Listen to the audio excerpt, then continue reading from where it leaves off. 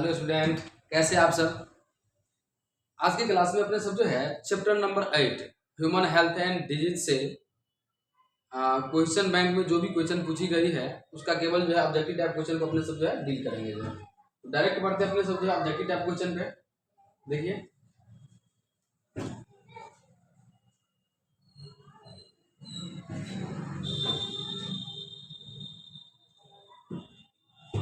तो first question अपने सब देखेंगे। फर्स्ट क्वेश्चन क्या लिखा हुआ है। फर्स्ट क्वेश्चन है, कहता है कि उचेरिया बैंक्रॉफ्टी जो आदमी में फाइलेरिया रोग को उत्पन्न करता है वह किस समूह से। उचेरिया बैंक्रॉफ्टी जो कि क्या है, एक पैथोजेन है।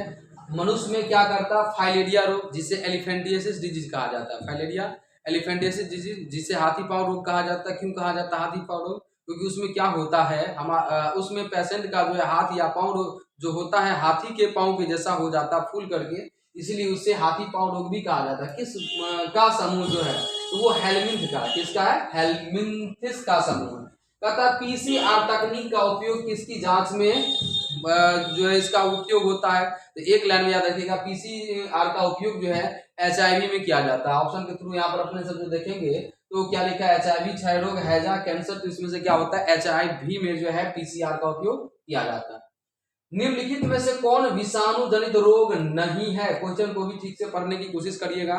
यानी कि 4 ऑप्शन है, 4 डिजीज का नाम दिया हुआ है और इसमें से कहता है कि कौन जो है वायरल डिजीज नहीं है, यानी कि विषाणु के द्वारा होने वाला रोग नहीं है।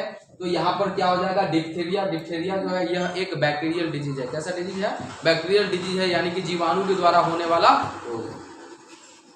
आगे क्या लिखा, विडाल जांच से किसका पता। एक लाइन में समझिए जो है कि जब ये विडाल दिया रहेगा क्वेश्चन में तो अपने सब जो है आंसर में क्या मारेंगे, टाइफाइड। अगर क्वेश्चन में अगर आपको टाइफाइड लिखा हुआ है तो ऑप्शन में क्या ढूंढेंगे, विडाल टेस्ट। ठीक है, विडाल जांच जो है, यानी कि जो है विडाल एक जो है टेस्ट है, जांच है, जिसके जरिए जो है टाइफाइड बीमारी को आइडेंटिफाई किया जाता है, पहचाना जाता है। ठीक है, या फिर क्वेश्चन ऐसे भी पूछी जा सकती है कि टाइफाइड बीमारी को पता करने के लिए जो है किस प्रकार का टेस्ट किया जाता है, किस प्रकार का जांच किया जाता है, तो क्या हो जाएगा, विडाल। क्षय रोग का संक्रमण मुख्यतः किसके द्वारा होता है, क्षय रोग। ठीक है, तो क्षय रोग का संक्रमण हवा के द्वारा होता है। किसके द्वारा होता है, हवा के द्वारा होता है। आगे अपने सब अगर बढ़ेंगे तो क्या लिखा, मनुष्य में प्लाज्मोडियम की संक्रमण अवस्था क्या है। यानी कि जो है एक लाइन में इसका याद रखिएगा, एस्पोरोजोइट। क्या है, एस्पोरोजोइट अवस्था में यह जो है हमारे शरीर में क्या होता है, संक्रमित होता है।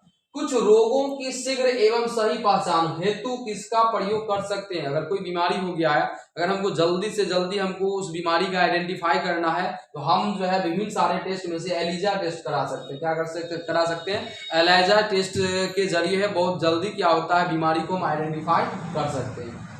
आगे क्या लिखा, इनमें से कौन स्व प्रतिरक्षा रोग का उदाहरण है। स्व प्रतिरक्षा ये हो जाएगा रूमेटॉइड आर्थराइटिस। कौन सा बीमारी हो जाएगा, रूमेटॉइड आर्थराइटिस जो है यह स्व प्रतिरक्षा रोग का क्या है, उदाहरण है। ठीक है, आगे आए देखेंगे तो क्या लिखा है, इनमें से पल्स विषाणु कौन है।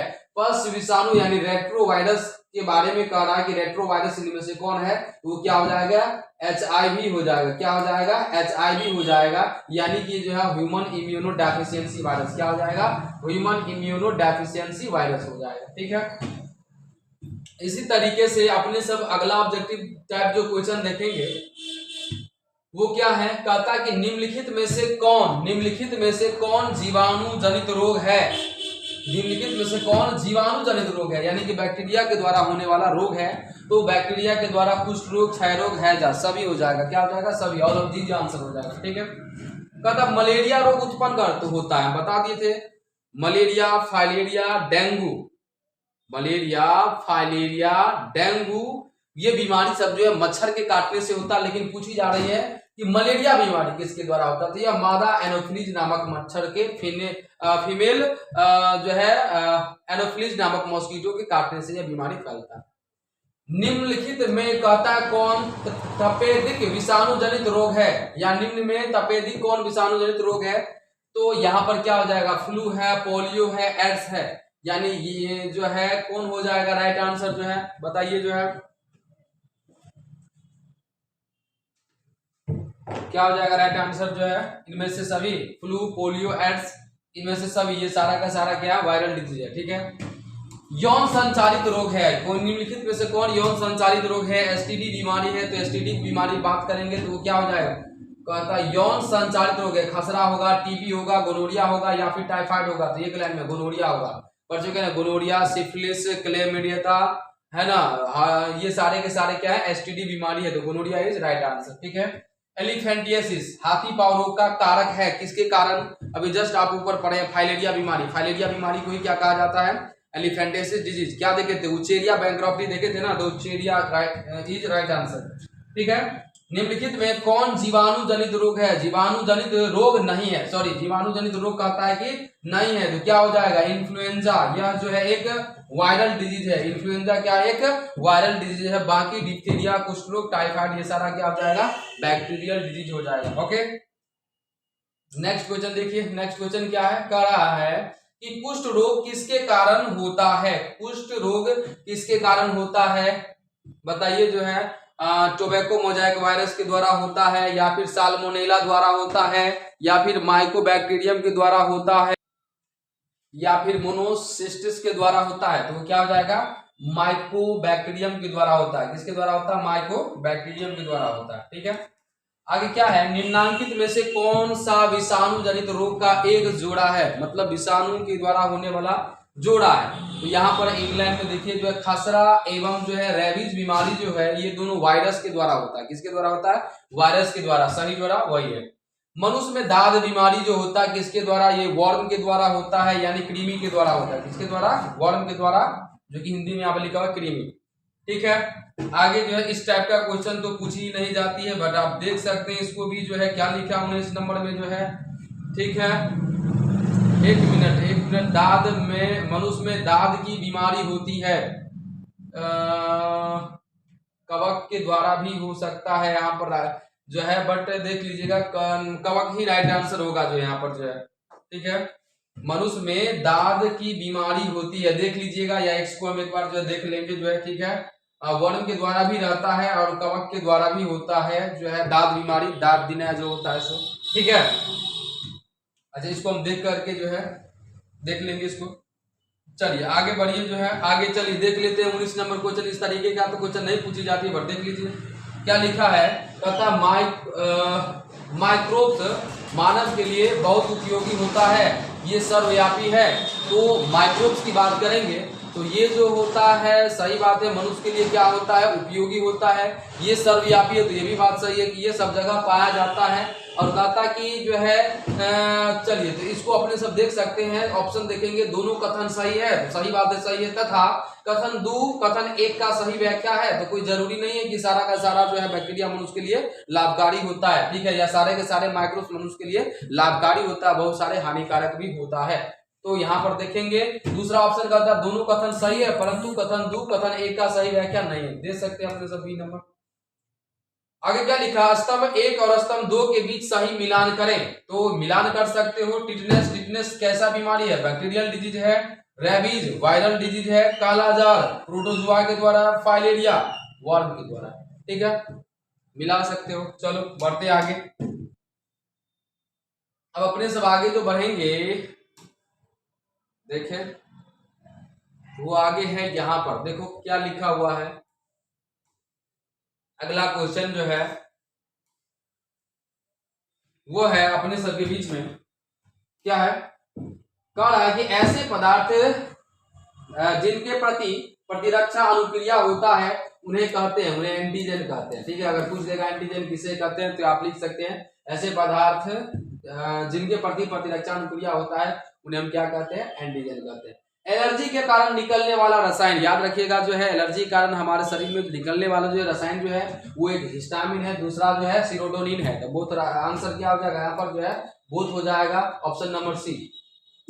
आगे क्या लिखा है? ट्रिपल एंटीजन टीका का उपयोग किसके लिए है ना? डीपीटी जो टीका देखे थे, या डीटीपी जो देखे थे अपने सब, डिप्थीरिया, पर्टुसिस, टिटनेस, बट कहता है किसके लिए नहीं है? तो राइट आंसर क्या हो जाएगा? टाइफाइड, क्योंकि जो है टाइफाइड के में जो है इसका उपयोग नहीं किया जाता। ठीक है।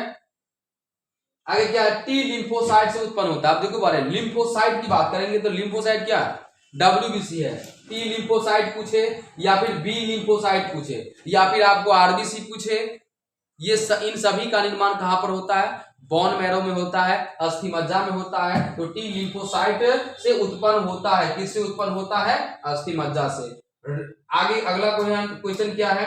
कहता है कि रिट्रो विषाणु निम्नांकित किस बीमारी का रोग कारण है? रिट्रो विषाणु की बात करेंगे तो रिट्रो वायरस पाया जाता है एड्स में। किसमें पाया जाता है? एड्स में। कहता है एंटीबॉडीज जो हमारे शरीर में है वो क्या है? एंटीबॉडी क्या है? एस्टेरॉयड है, लाइपोप्रोटीन है, ग्लाइकोप्रोटीन है, या इनमें से कोई नहीं? तो राइट आंसर हो जाएगा ग्लाइकोप्रोटीन। ये क्या है? एक प्रकार का ग्लाइकोप्रोटीन है। बी लिम्फोसाइट, अभी जस्ट देखो ऊपर क्वेश्चन पूछा है 4 नंबर में जो है टी लिम्फोसाइट, अब यहाँ पर क्या पूछ दिया? B lymphocyte. अब देखो अरे यहाँ से अगर ये थोड़ा दिमाग लगाने की कोशिश करोगे तो देखो यहाँ से जो है क्या कहता है ऊपर में तो चौथा नंबर क्वेश्चन है, ये कहता है कि टी लिम्फोसाइट। देखो कितना में पूछा है ये क्वेश्चन जो है 2015 में और 2000 जो है 12 में, सॉरी 2021 में ये क्वेश्चन जो है आपको पूछी गई है। क्या पूछी गई? टी लिम्फोसाइट उत्पन्न होता है, 15-21 में पूछी गई है। फिर यहाँ पर पूछ दिया बी लिम्फोसाइट जो कि 19 में पूछा गया, बस चेंजिंग कर दिया। राइट आंसर क्या हो जाएगा? अस्थि मज्जा। इनमें से कौन सी बीमारी प्रतियोजक द्वारा उत्पन्न होता है? क्या हो जाएगा? त्वचा कैंसर हो जाएगा, हे ज्वर हो जाएगा, इंटेरिक ज्वर हो जाएगा, या फिर गलगंड हो जाएगा। क्या होगा राइट आंसर? क्या हो जाएगा राइट आंसर जो है? हे ज्वर। क्या हो जाएगा? हे ज्वर, हे फीवर। चलिए अगला क्वेश्चन क्या है? रक्त में प्रतिजन तथा प्रतिरक्षी की परस्पर क्रिया का अध्ययन कहलाता है। क्या कहलाता है? सेरोलॉजी कहलाता है। क्या कहलाता है? सेरोलॉजी। पूछ देगा सेरोलॉजी किसे कहते हैं, तो इसी लाइन को आप याद रख सकते हैं।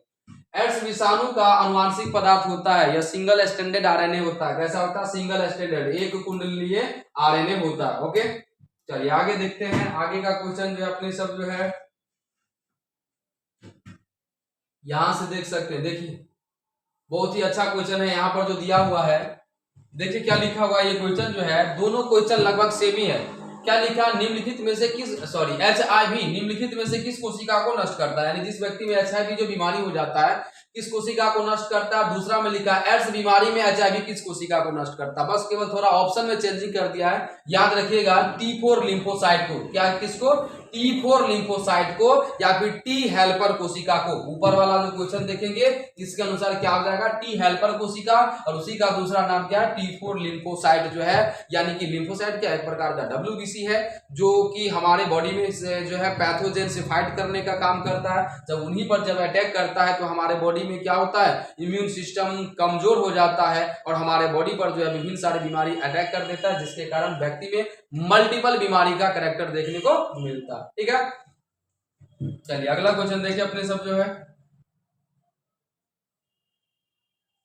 अगला क्वेश्चन अपने सब देखेंगे। देखिए क्या लिखा है? कैंसर किससे होता है? देखो यहां से भी आप क्वेश्चन बहुत अच्छे तरीके से याद रख सकते हैं।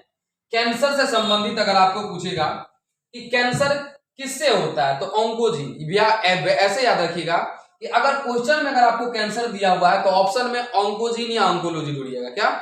ऑन्कोजीन या ऑन्कोलॉजी। तो कैंसर है तो ऑन्कोलॉजी हो जाएगा। निम्नलिखित में से कौन कैंसर कोशिकाएं है?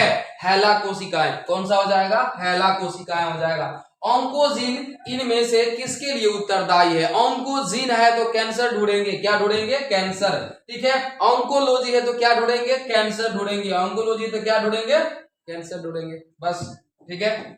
देखिए और है कि हो गया? चलिए और है इसमें क्वेश्चन जो है। देखिए क्या क्वेश्चन जो है कहता है अधिक अल्कोहल लेने से शरीर का कौन सा अंग सबसे ज्यादा प्रभावित होता है? इसमें भी बताने की बात है क्या? जो व्यक्ति बताइए जो है ज्यादा अल्कोहल लेने से कौन सा पार्ट बॉडी का खराब होता है? कौन सा ऑर्गन? लीवर। लीवर को ही क्या कहा जाता है? यकृत कहा जाता है। अफीम किससे प्राप्त होता है? पेपावर सोमनीफेरम से। किससे? पेपावर सोमनीफेरम नामक पौधे से अफीम प्राप्त होती है। चलिए ठीक है बढ़ते हैं आगे। चलिए बढ़ते हैं आगे। चलिए अगला क्या है? अगला क्वेश्चन है तंबाकू के सेवन से शरीर में कौन सा उपापचयी परिवर्तन होता है? जो व्यक्ति तंबाकू, सुरती, खैनी जिसे कहते हैं खाता है। ठीक है तो क्या लिखा हुआ है? पहला में ए में अधिवरी ग्रंथि के उद्दीपन से कैटेकोलेमिन का रक्त में स्राव। सही बात है। व्यक्ति के रक्तचाप तथा हृदय स्पंदन की दर में एकाएक वृद्धि हो जाता है। सही बात है। तो राइट आंसर बोथ हो जाएगा, ए एवं बी दोनों हो जाएगा। ठीक है। हेरोइन है ये कैसा है, एक लाइन में याद रखिएगा, डाई एसिटाइल मॉर्फिन है। क्या है? डाई एसिटाइल मॉर्फिन है।